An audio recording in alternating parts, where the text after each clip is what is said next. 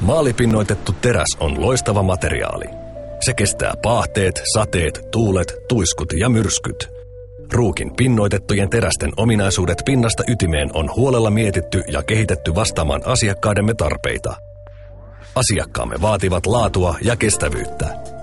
Jatkuvalla tuotekehityksellä ja ääriolosuhteissa tehtävillä testeillä varmistamme sen, että tuotteemme toimivat siten kuin niiltä odotetaankin.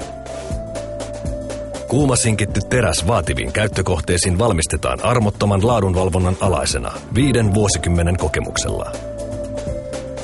Maalipinnoitettuja teräsohutlevytuotteita Ruukki on valmistanut Suomessa jo yli 30 vuotta. Pinnoituksen jälkeen teräs saa muotonsa, joka palvelee rakennuksen suojana vuosikymmeniä. Katoilla, sadevesijärjestelmissä ja julkisivuissa. Katto on yksi talon tärkeimmistä osista ja sen 5. julkisivu. Katon tärkein tehtävä on suojata koko rakennusta vuodesta toiseen säästä ja vuodenajoista riippumatta.